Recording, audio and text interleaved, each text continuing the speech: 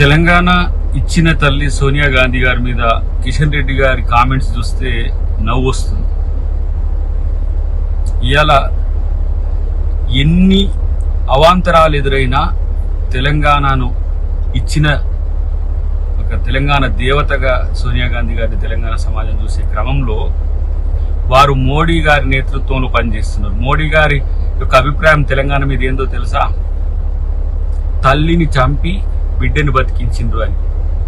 చీకట్లో తలుపులేసి ప్రజాస్వామ్యాన్ని అపహాస్యం చేసి తెలంగాణని ఇచ్చిన మోదీ అమిత్ షా నేతృత్వంలో మీరు పనిచేయడం, ఇలా సోనియా గాంధీ గారిని అవమానించినట్టుగా మాట్లాడడం సిగ్గుచేటు కిషన్ రెడ్డి గారు.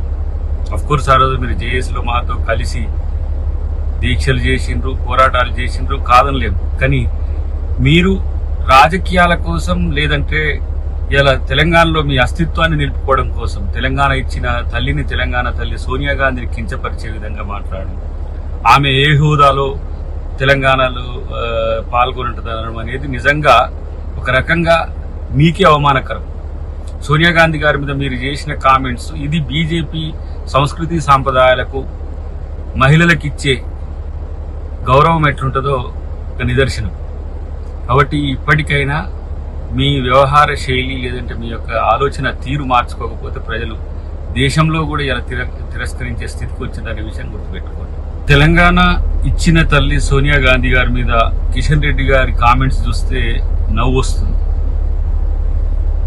ఇవాళ ఎన్ని అవాంతరాలు ఎదురైనా తెలంగాణను ఇచ్చిన ఒక తెలంగాణ దేవతగా సోనియా గాంధీ గారిని తెలంగాణ సమాజం చూసే క్రమంలో వారు మోడీ గారి నేతృత్వంలో పనిచేస్తున్నారు. మోడీ గారి యొక్క అభిప్రాయం తెలంగాణ మీద ఏందో తెలుసా?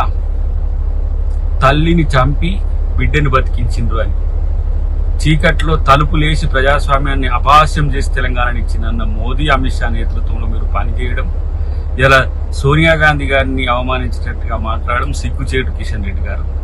అఫ్కోర్స్ ఆ రోజు మీరు జేఏసీలో మాతో కలిసి దీక్షలు చేసిండ్రు, పోరాటాలు చేసిండ్రు, కాదనలేము. కానీ మీరు రాజకీయాల కోసం లేదంటే ఇలా తెలంగాణలో మీ అస్తిత్వాన్ని నిలుపుకోవడం కోసం తెలంగాణ ఇచ్చిన తల్లిని, తెలంగాణ తల్లి సోనియా గాంధీని కించపరిచే విధంగా మాట్లాడడం, ఆమె ఏ హోదాలో తెలంగాణలో పాల్గొనడం అనేది నిజంగా ఒక రకంగా మీకే అవమానకరం.